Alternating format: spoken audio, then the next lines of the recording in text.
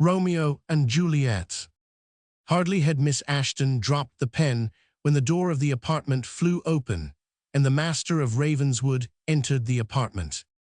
Lockhart and another domestic who had in vain attempted to oppose his passage through the gallery or antechamber were seen standing on the threshold, transfixed with surprise, which was instantly communicated to the whole party. In the stateroom, that of Colonel Douglas Ashton was mingled with resentment, that of Bucklaw with haughty and affected indifference. The rest, even Lady Ashton herself, showed signs of fear, and Lucy seemed stiffened to stone by this unexpected apparition. It might well be termed, for Ravenswood had more the appearance of one returned from the dead than of a living visitor. He planted himself full in the middle of the apartment, opposite to the table, at which Lucy was seated, on whom, as if she had been alone in the chamber, he bent his eyes with a mingled expression of deep grief and deliberate indignation. His dark-colored riding cloak, displaced from one shoulder, hung around one side of his person in the ample folds of the Spanish mantle. The rest of his rich dress was travel-soiled and deranged by hard riding. He had a sword by his side, and pistols in his belt. His slouched hat, which he had not removed at entrance, gave an additional gloom to his dark features, which, wasted by sorrow and marked by the ghastly look communicated by long illness, added to a countenance naturally somewhat stern and wild, a fierce and even savage expression. The matted and disheveled locks of hair which escaped from under his hat, together with his fixed and unmoved posture, made his head more resemble that of a marble bust than that of a living man. He said not a single word, and there was a deep silence in the company for more than 2 minutes. It was broken by Lady Ashton, who in that space partly recovered her natural audacity. She demanded to know the cause of this unauthorized intrusion. "That is a question, madam," said her son, "which I have the best right to ask, and I must request of the master of Ravenswood to follow me where he can answer it at leisure." Bucklaw interposed, saying no man on earth should usurp his previous right in demanding an explanation from the master Cregengelt. He added in an undertone, "Dn, ye, why do you stand staring as if you saw a ghost? Fetch me my sword from the gallery." "I will relinquish to none," said Colonel Ashton, "my right of calling to account the man who has offered this unparalleled affront to my family." "Be patient, gentlemen," said Ravenswood, turning sternly towards them and waving his hand as if to impose silence on their altercation.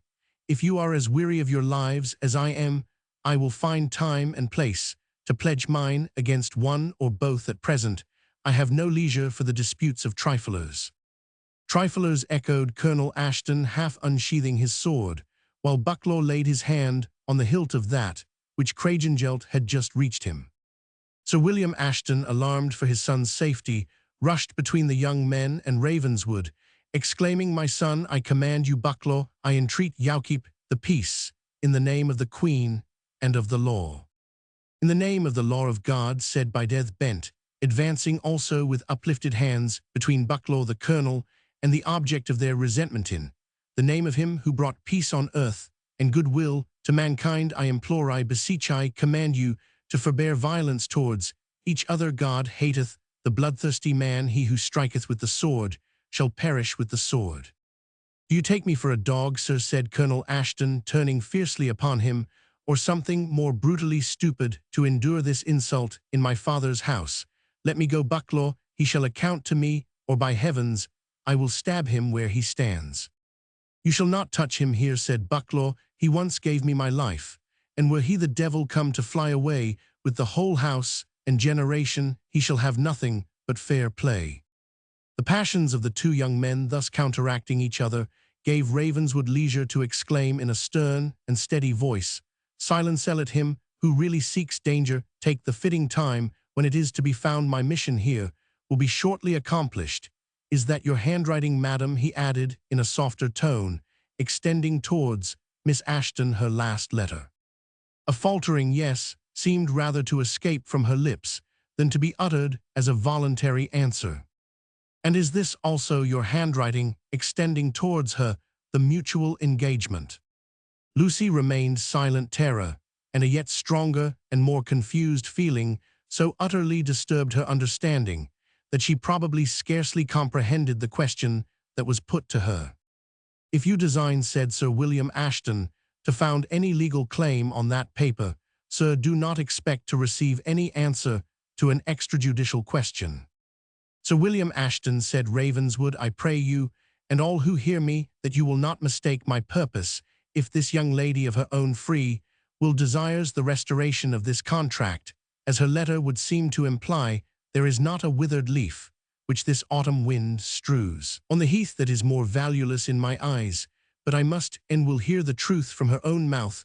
Without this satisfaction, I will not leave this spot. Murder me by numbers you possibly may, but I am an armed man, I am a desperate man, and I will not die without ample vengeance. This is my resolution, take it as you may. I will hear her determination from her own mouth alone, and without witnesses will I hear it. Now choose," he said, drawing his sword with the right hand, and with the left, by the same motion, taking a pistol from his belt, and cocking it, but turning the point of one weapon and the muzzle of the other to the ground. "Choose, if you will have this hall floated with blood, or if you will grant me the decisive interview with my affianced bride, which the laws of God and the country alike entitle me to demand."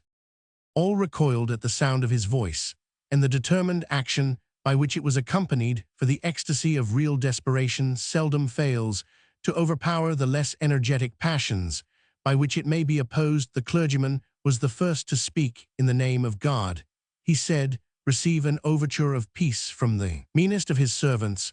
What this honorable person demands, albeit it is urged with over-violence, hath yet in it something of reason. Let him hear from Miss Lucy's own lips that she hath dutifully acceded to the will of her parents, and repenteth her of her covenant with him, and when he is assured of this, he will depart in peace unto his own dwelling, and cumber us no more. Alas, the workings of the ancient Adam are strong even in the regenerate. Surely we should have long-suffering with those who, being yet in the gall of bitterness and bond of iniquity, are swept forward by the uncontrollable current of worldly passion. Let then the Master of Ravenswood have the interview on which he insisteth. It can but be as a passing pang to this honorable maiden, since her faith is now irrevocably pledged to the choice of her parents. Let it, I say, be this. It belongeth to my functions to entreat your honour's compliance with this headling overture." "Never," answered Lady Ashton, whose rage had now overcome her first surprise and terror. "Never shall this man speak in private with my daughter, the affianced bride of another. Pass from this room. Who will I remain here? I fear neither his violence nor his weapons, though some," she said, glancing a look towards Colonel Ashton, "who bear my name appear more moved by them." "For God's sake, madam," answered the worthy divine, "add not fuel to firebrands. The Master of Ravenswood cannot, I am sure, object to your presence, the young lady's state of health being considered, and your maternal duty. I myself will also tarry. Peradventure my grey hairs may turn away wrath." "You are welcome to do so, sir," said Ravenswood, "and Lady Ashton is also welcome to remain, if she shall think proper, but let all others depart." "Ravenswood," said Colonel Ashton, crossing him as he went out, "you shall account for this ere long." "When you please," replied Ravenswood. "But I," said Bucklaw with a half-smile, "have a prior demand on your leisure, a claim of some standing." "Arrange it as you will," said Ravenswood. "Leave me but this day in peace, and I will have no dearer employment on earth tomorrow than to give you all the satisfaction you can desire." The other gentlemen left the apartment, but Sir William Ashton lingered. "Master of Ravenswood," he said, in a conciliating tone, "I think I have not deserved that you should make this scandal and outrage in my family. If you will sheathe your sword and retire with me into my study, I will prove to you, by the most satisfactory arguments, the inutility of your present irregular procedure." "Tomorrow, sir, tomorrow. I will hear you at length," reiterated Ravenswood, interrupting him. "This day hath its own sacred and indispensable business." He pointed to the door, and Sir William left the apartment. Ravenswood sheathed his sword uncocked, and returned his pistol to his belt, walked deliberately to the door of the apartment, which he bolted, returned, raised his hat from his forehead, and gazing upon Lucy with eyes in which an expression of sorrow overcame their late fierceness, spread his dishevelled locks back from his face, and said, "Do you know me, Miss Ashton? I am." Still Edgar Ravenswood. She was silent, and he went on with increasing vehemence, "I am still that Edgar Ravenswood who for your affection renounced the dear ties by which injured honor bound him to seek vengeance. I am that Ravenswood who for your sake forgave, nay, clasped hands in friendship with the oppressor and pillager of his house, the traducer and murderer of his father." "My daughter," answered Lady Ashton, interrupting him, "has no occasion to dispute the identity of your person. The venom of your present language is sufficient to remind her that she speaks with the mortal enemy of her father." "I pray you to be patient, madam," answered Ravenswood. "My answer must come from her own lips. Once more, Miss Lucy Ashton, I am that Ravenswood to whom you granted the solemn engagement, which you now desire to retract and cancel." Lucy's bloodless lips could only falter out the words, "It was my mother." "She speaks truly," said Lady Ashton. "It was I who authorized alike, by the laws of God and man, advised her, and concurred with her to set aside an unhappy and precipitate engagement, and to annul it by the authority of Scripture itself." "Scripture," said Ravenswood scornfully. "Let him hear the text," said Lady Ashton, appealing to the divine, "on which you yourself, with cautious reluctance, declared the nullity of the pretended engagement, insisted upon by this violent man." The clergyman took his clasped Bible from his pocket and read the following words, "If a woman vow a vow unto the Lord, and bind herself by a bond, being in her father's house in her youth, and her father hear her vow and her bond, wherewith she hath bound her soul, and her father shall hold his peace at her, then all her vows shall stand, and every vow wherewith she hath bound her soul shall stand." "And was it not even so with us?" interrupted Ravenswood. "Control thy impatience, young man," answered the divine, "and hear what follows in the sacred text. But if her father disallow her in the day that he heareth not any of her vows or of her bonds, wherewith she hath bound her soul shall stand, and the Lord shall forgive her, because her father disallowed her."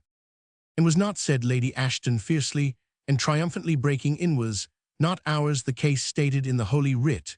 Will this person deny that the instant her parents heard of the vow or bond by which our daughter had bound her soul, we disallowed the same in the most express terms, and informed him by writing of our determination?" "And is this all?" said Ravenswood, looking at Lucy. "Are you willing to barter sworn faith, the exercise of free will, and the feelings of mutual affection to this wretched hypocritical sophistry?" "Hear him," said Lady Ashton, looking to the clergyman, "here, the blasphemer."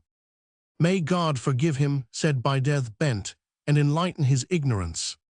"Hear what I have sacrificed for you," said Ravenswood, still addressing Lucy. "Ere you sanction what has been done in your name, the honor of an ancient family, the urgent advice of my best friends, have been in vain used to sway my resolution.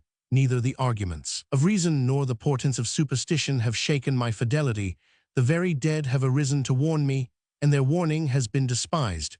Are you prepared to pierce my heart for its fidelity with the very weapon which my rash confidence entrusted to your grasp?" "Master of Ravenswood," said Lady Ashton, "you have asked what questions you thought fit. You see the total incapacity of my daughter to answer you, but I will reply for her, and in a manner which you cannot dispute. You desire to know whether Lucy Ashton of her own free will desires to annul the engagement into which she has been trepanned. You have her letter under her own hand demanding the surrender of it, and in yet more full evidence of her purpose here is the contract which she has this morning subscribed in presence of this reverend gentleman with Mr. Heightened of Bucklow." Ravenswood gazed upon the deed as if petrified, and it was without fraud or compulsion, said he, looking towards the clergyman, that Miss Ashton subscribed this parchment. "I couch it upon my sacred character." "This is indeed, madam, an undeniable piece of evidence," said Ravenswood sternly, "and it will be equally unnecessary and dishonorable to waste another word in useless remonstrance or reproach there, madam," he said, laying down before Lucy the signed paper and the broken piece of gold. "There are the evidences of your first engagement. May you be more faithful to that which you have just formed. I will trouble you to return the corresponding tokens of my ill-placed confidence. I ought rather to say of my egregious folly." Lucy returned the scornful glance of her lover with a gaze from which perception seemed to have been banished. Yet she seemed partly to have understood his meaning, for she raised her hands, as if to undo a blue ribbon which she wore around her neck. She was unable to accomplish her purpose, but Lady Ashton cut the ribbon asunder and detached the broken piece of gold which Miss Ashton had, till then worn concealed in her bosom, the written counterpart of the lovers' engagement. She for some time had in her own possession, with a haughty courtesy, she delivered both to Ravenswood, who was much softened when he took the piece of gold. And she could wear it thus, he said, speaking to himself, could wear it in her very bosom, could wear it next to her heart heaven. When but complaint avails not, he said, dashing from his eye the tear which had gathered in it, and resuming the stern composure of his manner, he strode to the chimney, and threw into the fire the paper and piece of gold, stamping upon the coals with the heel of his boot, as if to ensure their destruction. I will be no longer. He then said, an intruder, hear your evil wishes, and your worse offices, Lady Ashton. I will only return by hoping these will be your last machinations against your daughter's honor and happiness. And to you, madam, he said, addressing Lucy, I have nothing farther to say, except to pray to God that you may not become a world's wonder for this act of willful and deliberate perjury. Having uttered these words, he turned on his heel and left the apartment. Sir William Ashton, by entreaty and authority, had detained his son and Bucklaw in a distant part of the castle, in order to prevent their again meeting with Ravenswood. But as the master descended the great staircase, Lockhart delivered him a billet signed Sholto Douglas Ashton, requesting to know where the master of Ravenswood would be heard of 4 or 5 days from hence, as the writer had business of weight to settle with him so soon as an important family event had taken place. Tell Colonel Ashton, said Ravenswood composedly, I shall be found at Wolf's Crag when his leisure serves him. As he descended the outward stair, which led from the terrace, he was a second time interrupted by Craigengelt, who, on the part of his principal, the Laird of Bucklaw, expressed a hope that Ravenswood would not leave Scotland within 10 days at least, as he had both former and recent civilities for which to express his gratitude. Tell your master, said Ravenswood fiercely, to choose his own time. He will find me at Wolf's Crag, if his purpose is not forestalled. My master, replied Craigengelt, encouraged by seeing Colonel Ashton and Bucklaw at the bottom of the terrace. Give me leave to say, I know of no such person upon earth, nor will I permit such language to be used to me. Seek your master, then in hell, exclaimed Ravenswood, giving way to the passion he had hitherto restrained, and throwing Craigengelt from him with such violence that he rolled down the steps, and lay senseless at the foot of them. I am a fool, he instantly added, to vent my passion upon a caitiff so worthless. He then mounted his horse, which at his arrival he had secured to a balustrade in front of the castle road, very slowly past Bucklaw and Colonel Ashton, raising his hat as he passed each and looking in their faces steadily, while he offered this mute salutation, which was returned by both with the same stern gravity. Ravenswood walked on with equal deliberation until he reached the head of the avenue, as if to show that he rather courted than avoided interruption. When he had passed the upper gate, he turned his horse and looked at the castle with a fixed eye, then set spurs to his good steed, and departed with the speed of a demon dismissed by the exorcist. Chapter Roman 34, who comes from the bridal chamber. It is Azrael, the angel of death. Thalabu.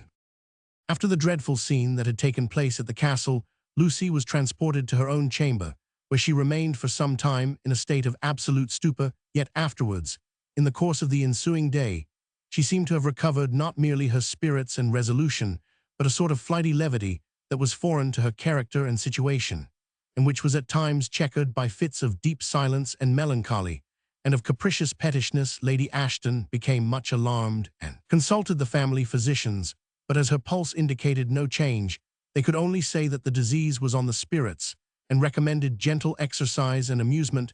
Miss Ashton never alluded to what had passed in the stateroom. It seemed doubtful even if she was conscious of it, for she was often observed to raise her hands to her neck, as if in search of the ribbon that had been taken from it, and mutter in surprise and discontent, when she could not find it, it was the link that bound me to life.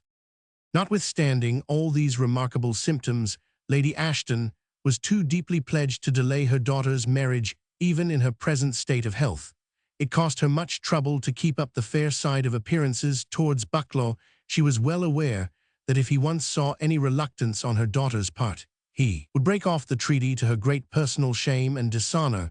She therefore resolved that if Lucy continued passive, the marriage should take place upon the day that had been previously fixed, trusting that a change of place of situation and of character would operate a more speedy and effectual cure upon the unsettled spirits of her daughter than could be attained by the slow measures which the medical men recommended. Sir William Ashton's views of family aggrandizement and his desire to strengthen himself against the measures of the Marquis of A readily induced him to acquiesce in what he could not have perhaps resisted, if willing to do so. As for the young men Bucklaw and Colonel Ashton, they protested that after what had happened, it would be most dishonorable to postpone for a single hour the time appointed for the marriage, as it would be generally ascribed to their being intimidated by the intrusive visit and threats of Ravenswood. Bucklaw would indeed have been incapable of such precipitation had he been aware of the state of Miss Ashton's health, or rather of her mind. But custom upon these occasions permitted only brief and sparing intercourse between the bridegroom and the betrothed, a circumstance so well improved by Lady Ashton that Bucklaw neither saw nor suspected the real state of the health and feelings of his unhappy bride. On the eve of the bridal day, Lucy appeared to have one of her fits of levity, and surveyed with a degree of girlish interest the various preparations of dress, etc., etc., which the different members of the family had prepared for the occasion.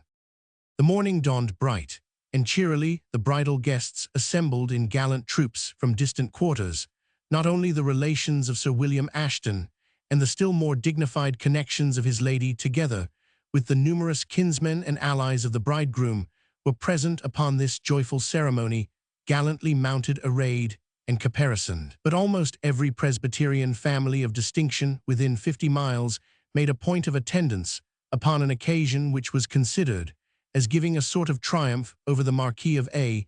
In the person of his kinsman, splendid refreshments awaited the guests on their arrival, and after these were finished, the cry was to horse the bride was led forth. Betwixt her brother Henry and her mother, her gaiety of the preceding day had given place to a deep shade of melancholy, which however did not misbecome an occasion so momentous.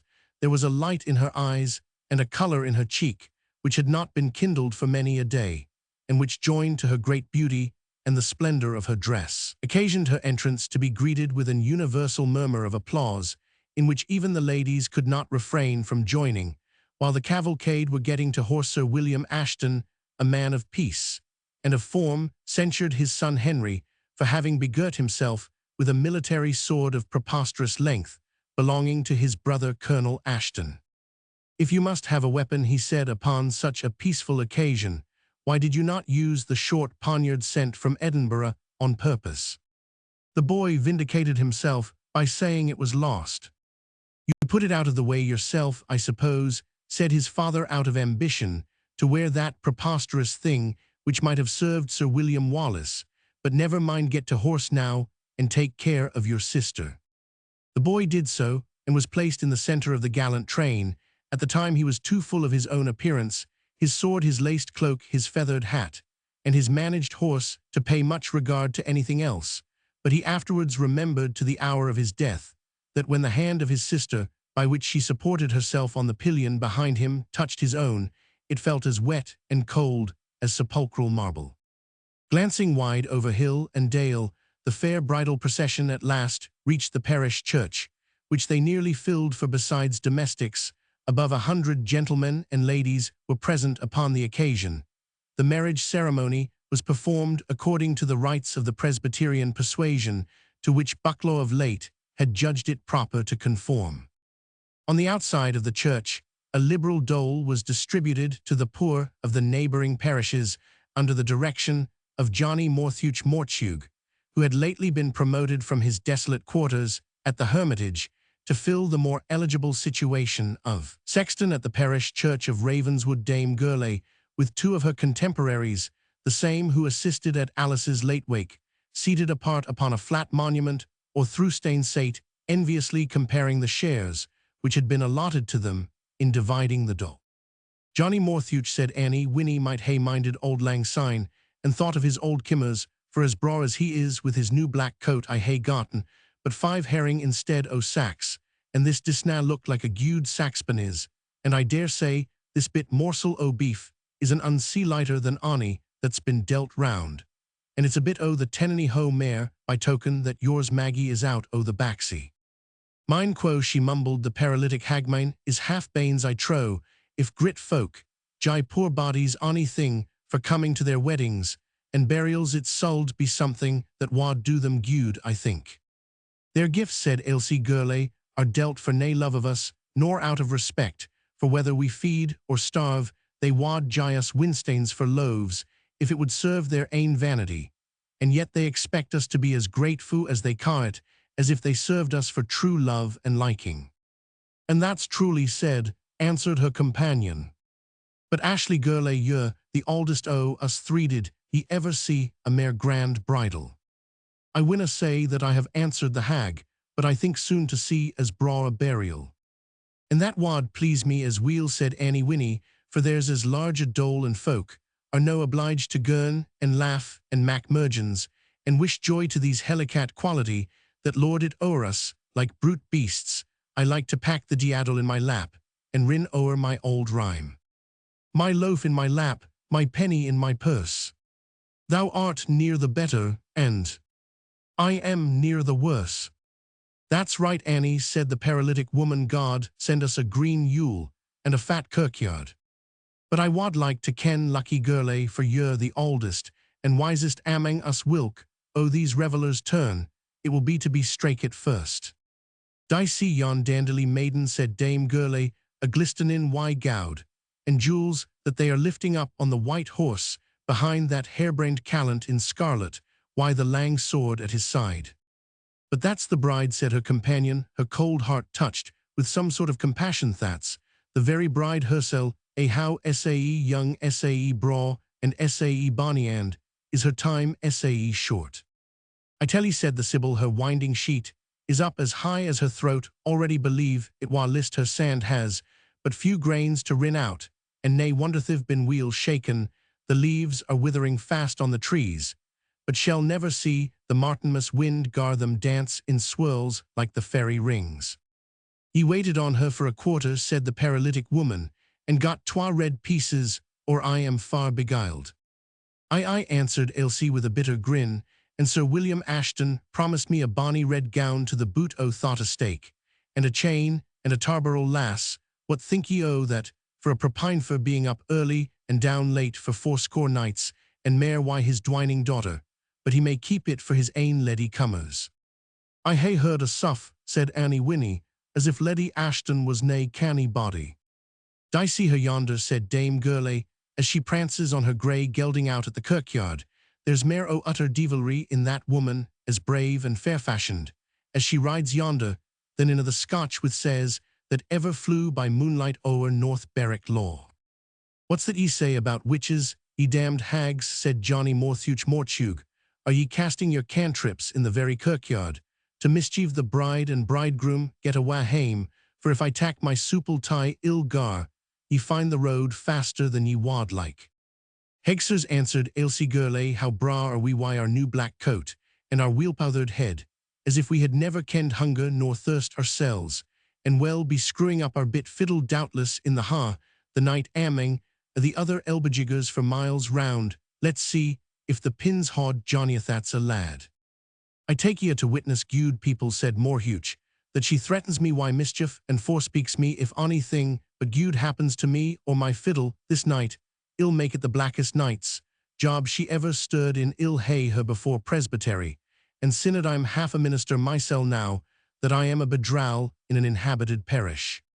Although the mutual hatred betwixt these hags and the rest of mankind had steeled their hearts against all impressions of festivity, this was by no means the case with the multitude at large, the splendor of the bridal retinue, the gay dresses, the spirited horses, the blithesome appearance of the handsome women and gallant gentlemen assembled upon the occasion, had the usual effect upon the minds of the populace.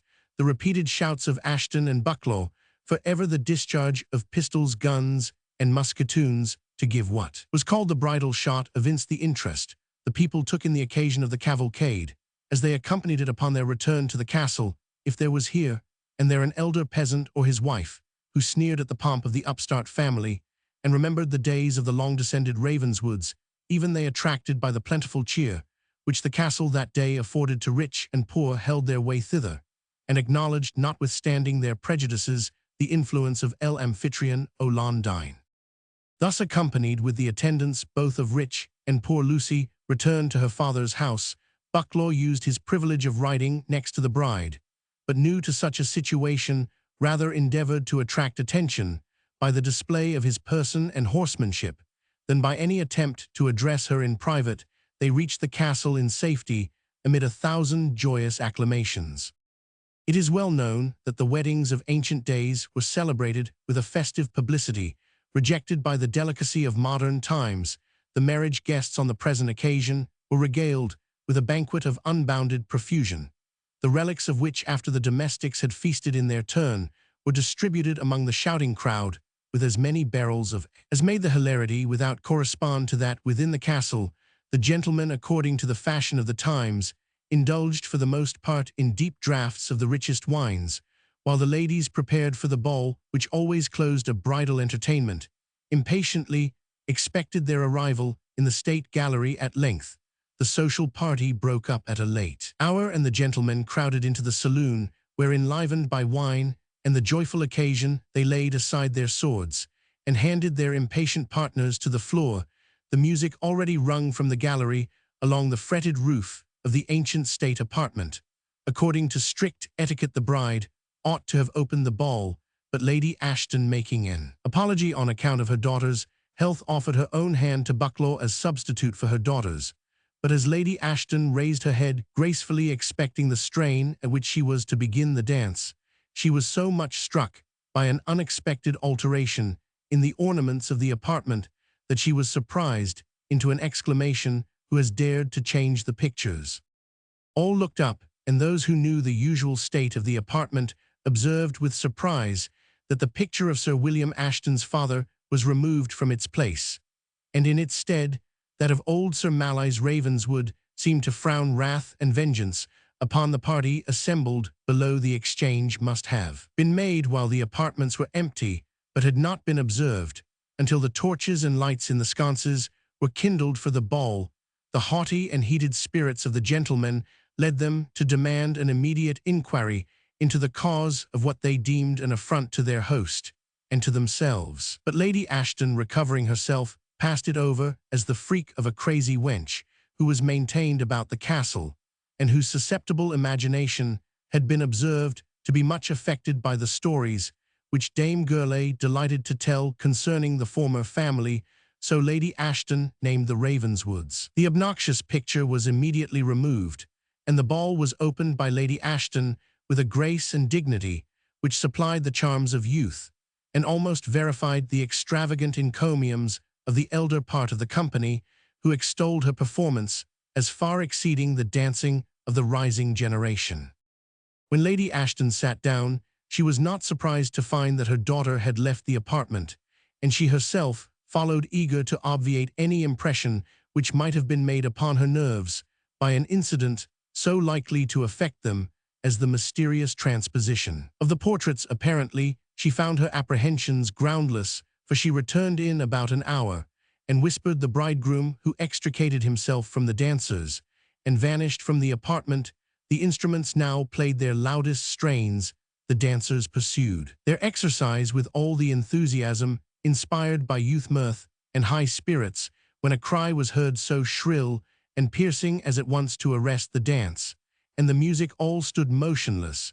But when the yell was again repeated, Colonel Ashton snatched a torch from the sconce, and demanding the key of the bridal chamber from Henry, to whom as bridesman it had been entrusted, rushed thither, followed by Sir William Ashton and Lady Ashton, and one or two others near relations of the family. The bridal guests waited their return in stupefied amazement. Arrived at the door of the apartment, Colonel Ashton knocked and called, but received no answer except stifled groans. He hesitated no longer to open the door of the apartment, in which he found opposition from something which lay against it, when he had succeeded in opening it, the body of the bridegroom was found lying on the threshold of the bridal chamber, and all around was flooded with blood. A cry of surprise and horror was raised by all present, and the company, excited by this new alarm, began to rush tumultuously towards the sleeping apartment. Colonel Ashton, first whispering to his mother, "Search for her, she has murdered him," drew his sword, planted himself in the passage, and declared he would suffer no man to pass excepting the clergyman and a medical person present by their assistance. Bucklaw, who still breathed, was raised from the ground and transported to another apartment, where his friends, full of suspicion and murmuring, assembled round him to learn the opinion of the surgeon. In the meanwhile, Lady Ashton, her husband, and their assistants in vain sought Lucy in the bridal bed, and in the chamber there was no private passage from the room, and they began to think that she must have thrown herself from the window, when one of the company, holding his torch lower than the rest, discovered something white in the corner of the great old-fashioned chimney of the apartment. Here they found the unfortunate girl seated, or rather couched, like a hare upon its form, her headgear disheveled, her nightclothes torn and dabbled with blood, her eyes glazed, and her features convulsed into a wild paroxysm of insanity. When she saw herself discovered, she gibbered, made mouths, and pointed at them with her bloody fingers with the frantic gestures of an exulting demoniac. Female assistance was now hastily summoned. The unhappy bride was overpowered, not without the use of some force.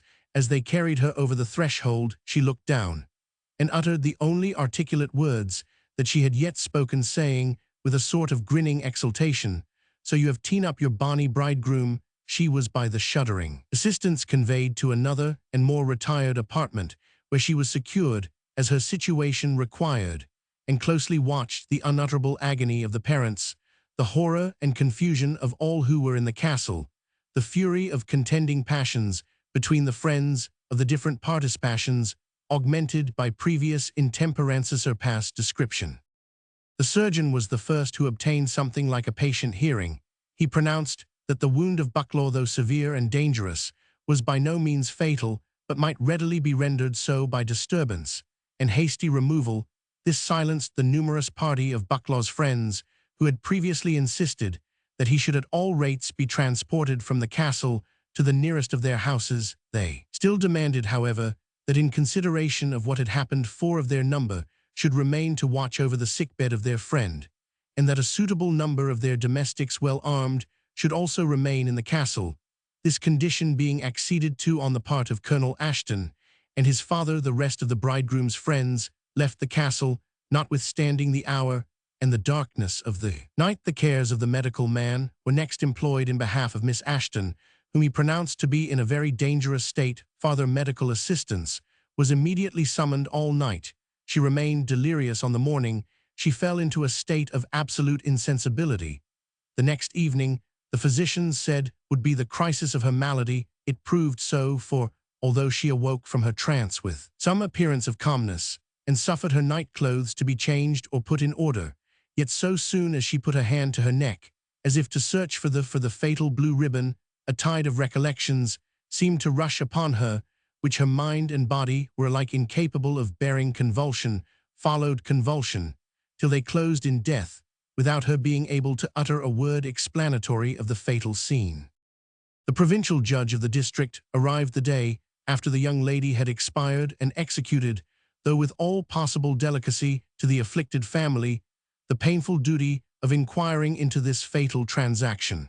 But there occurred nothing to explain the general hypothesis that the bride, in a sudden fit of insanity, had stabbed the bridegroom at the threshold of the apartment. The fatal weapon was found in the chamber, smeared with blood. It was the same poniard which Henry should have worn on the wedding day, and the unhappy sister had probably contrived to secrete on the preceding evening, when it had been shown to her among other articles of preparation for the wedding. The friends of Bucklaw expected that on his recovery he would throw some light upon this dark story, and eagerly pressed him with inquiries, which for some time he evaded under pretext of weakness. When, however, he had been transported to his own house, and was considered in a state of convalescence, he assembled those persons, both male and female, who had considered themselves as entitled to press him on this subject, and returned them thanks for the interest they had exhibited in his behalf, and their offers of adherence and support I wish. You all, he said, my friends, to understand, however, that I have neither story to tell nor injuries to avenge.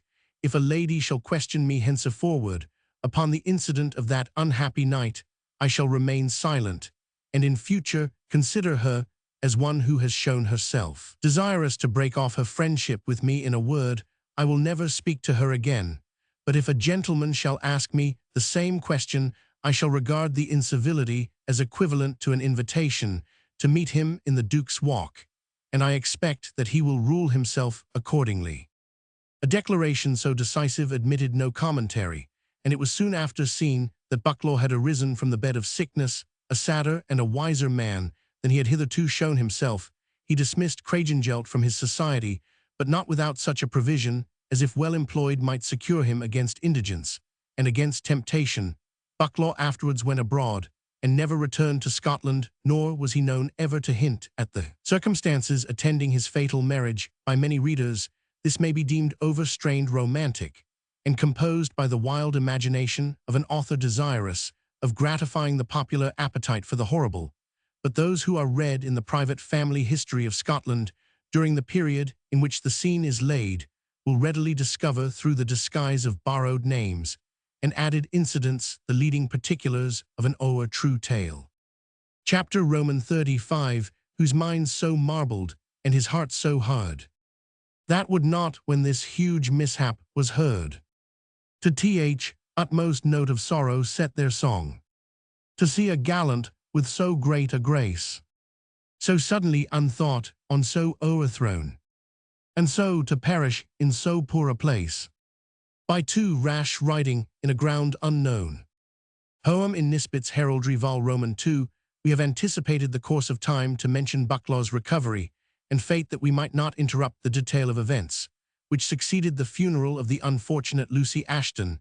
This melancholy ceremony was performed in the misty dawn of an autumnal morning, with such moderate attendance and ceremony as could not possibly be dispensed, with a very few of the nearest relations attended her body to the same churchyard to which she had so lately been led as a bride, with as little free will perhaps as could be now testified by her lifeless and passive remains. An aisle adjacent to the church had been fitted up by Sir William Ashton as a family cemetery, and here, in a coffin bearing neither name nor date, were consigned to dust the remains of what was once lovely, beautiful, and innocent, though exasperated to frenzy by a long tract of unremitting persecution. While the mourners were busy in the vault, the three village hags, who, notwithstanding the unwonted earliness of the hour, had snuffed the carrion like vultures, were seated on the thrustein, and engaged in their wonted unhallowed conference. Did not I say, said Dame Gourlay, that the braw bridal would be followed by as braw a funeral?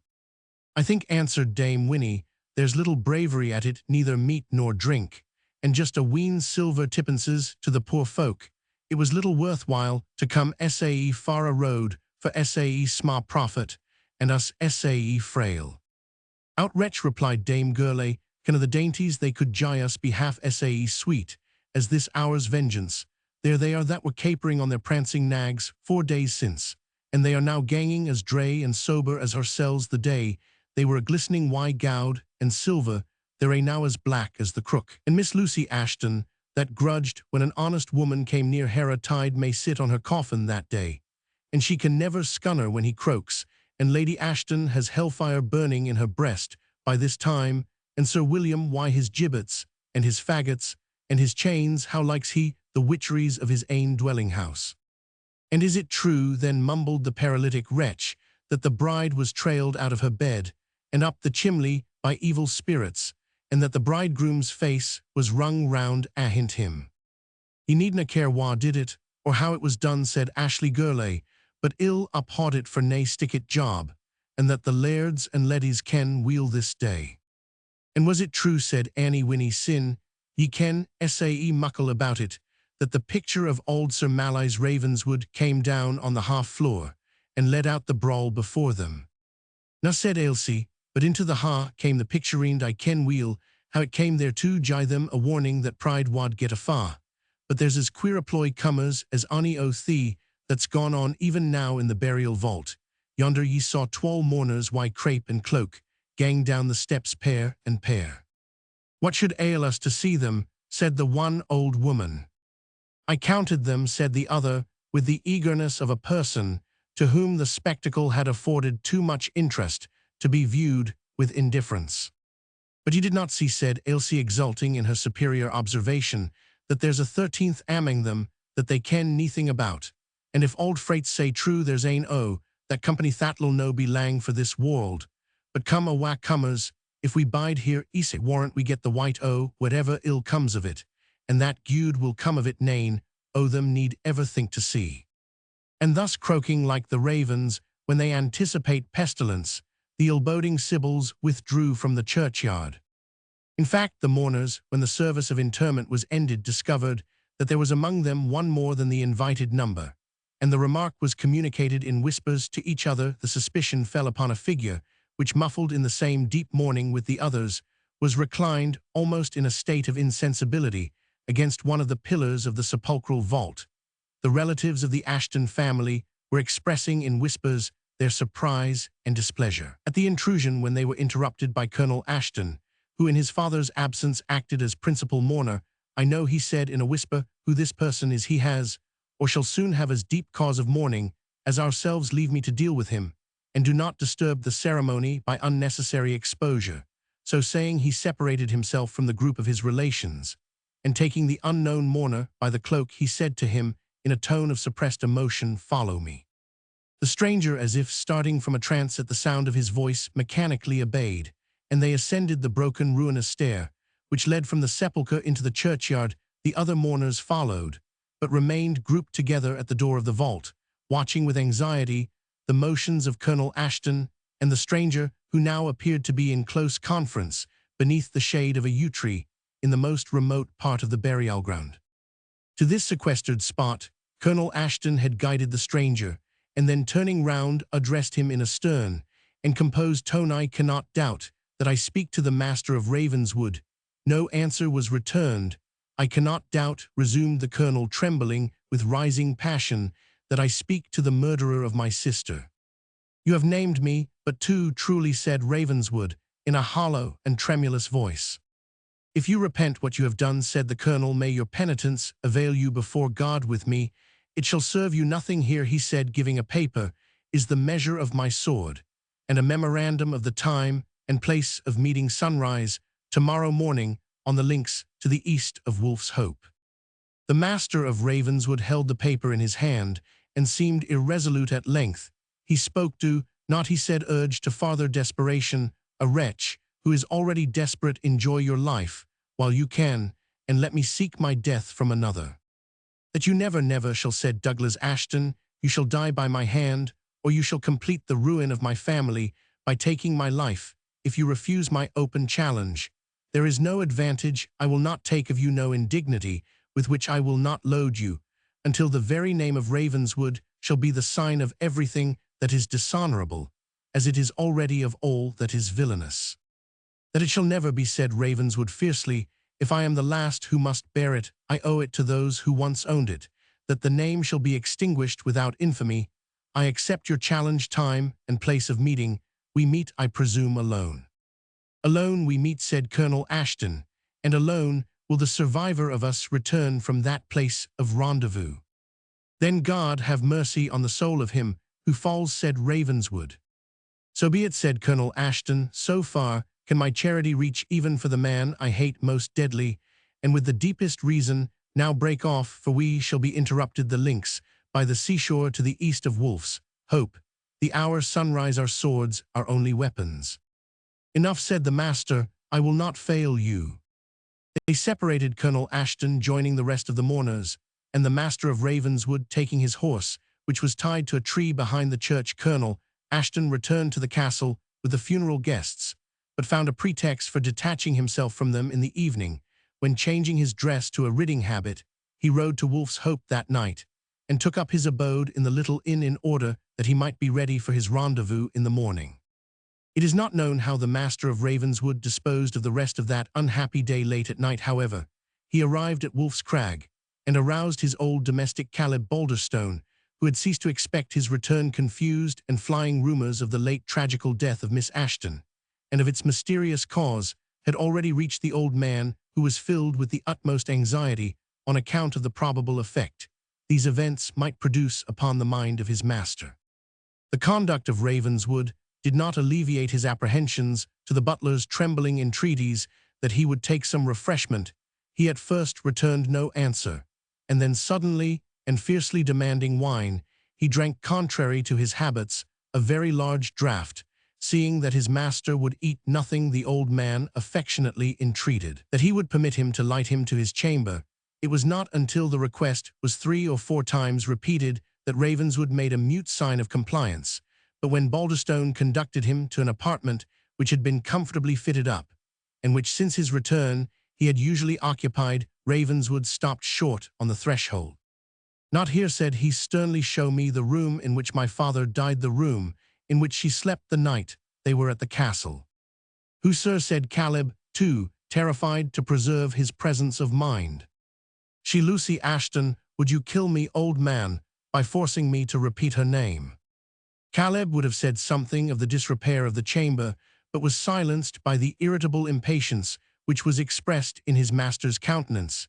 He lighted the way, trembling, and in silence placed the lamp on the table of the deserted room, and was about to attempt some arrangement of the bed, when his master bid him begone in a tone that admitted of no delay. The old man retired not to rest, but to prayer, and from time to time crept to the door of the apartment, in order to find out whether Ravenswood had gone to repose. His measured, heavy step upon the floor was only interrupted by deep groans, and the repeated stamps of the heel of his heavy boot intimated too clearly that the wretched inmate was abandoning himself at such moments to paroxysms of uncontrolled agony.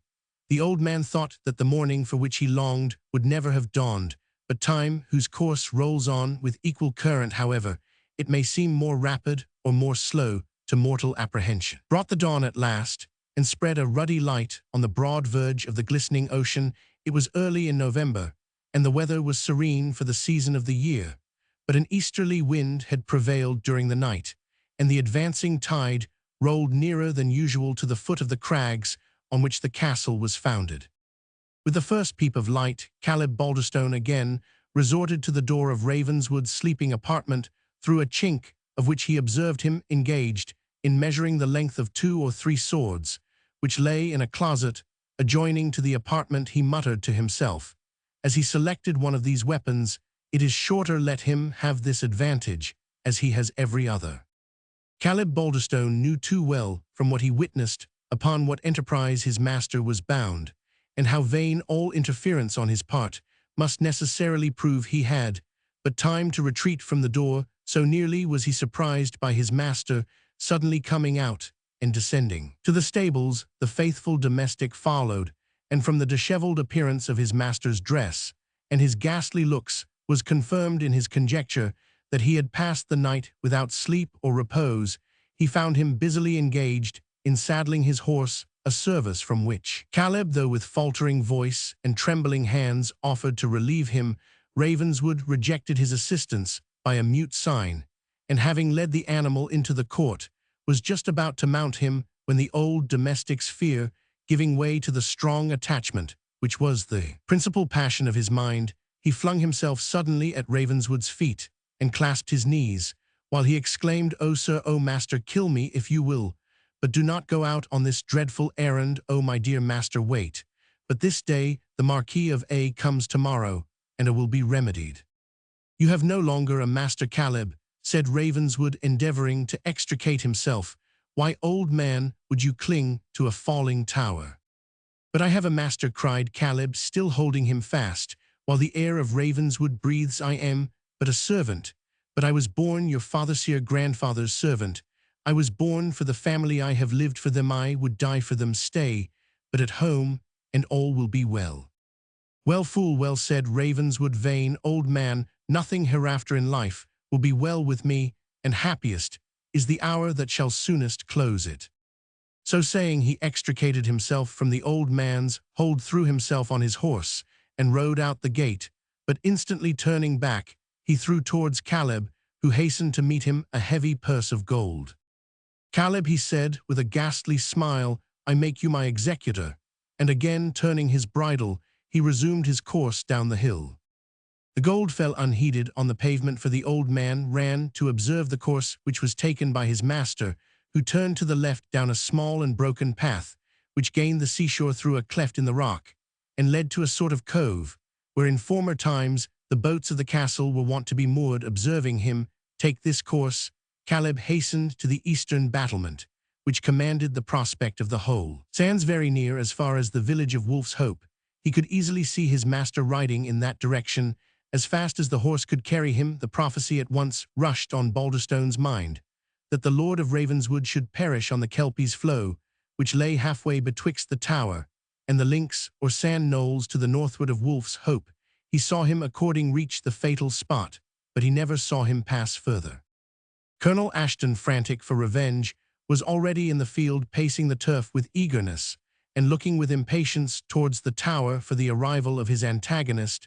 The sun had now risen, and showed its broad disk above the eastern sea, so that he could easily discern the horseman who rode towards him with speed, which argued impatience equal to his own.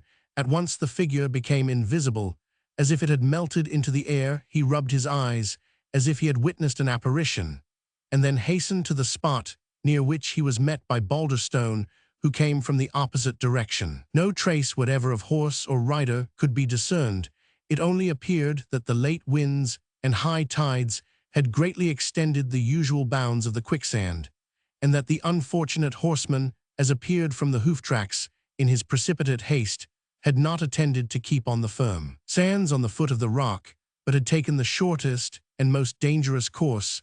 One only vestige of his fate appeared: a large sable feather had been detached from his hat, and the rippling waves of the rising tide wafted it to Caleb's feet. The old man took it up, dried it, and placed it in his bosom. The inhabitants of Wolf's Hope were now alarmed and crowded to the place, some on shore and some in boats, but their search availed nothing. The tenacious depths of the quicksand, as is usual in such cases, retained its prey. Our tale draws to a conclusion. The Marquis of A, alarmed at the frightful reports that were current and anxious for his kinsman's safety, arrived on the subsequent day to mourn his loss, and after renewing in vain a search for the body, returned to forget what had happened amid the bustle of politics and state affairs. Not so Caleb Balderstone. If worldly profit could have consoled the old man, his age was better provided for than his earlier years had ever been, but life had lost to him its salt and its savor. His whole course of ideas, his feelings, whether of pride or of apprehension, of pleasure or of pain, had all arisen from its close connection with the family, which was now extinguished. He held up his head no longer, forsook all his usual haunts and occupations, and seemed only to find pleasure in moping about those apartments in the old castle, which the master of Ravenswood had last inhabited. He ate without refreshment and slumbered without repose, and with a fidelity sometimes displayed by the canine race, but seldom by human beings, he pined and died within a year after the catastrophe which we have narrated. The family of Ashton did not long survive that of Ravenswood. Sir William Ashton outlived his eldest son, the colonel, who was slain in a duel in Flanders, and Henry, by whom he was succeeded, died unmarried. Lady Ashton lived to the verge of extreme old age, the only survivor of the group of unhappy persons whose misfortunes were owing to her implacability, that she might internally feel compunction and reconcile herself with heaven, whom she had offended. We will not, and we dare not deny, but to those around her she did not evince the slightest symptom either of repentance or remorse. In all external appearance she bore the same bold, haughty, unbending character which she had displayed before these unhappy events. A splendid marble monument records her name, titles, and virtues, while her victims remain undistinguished by tomb or epitaph.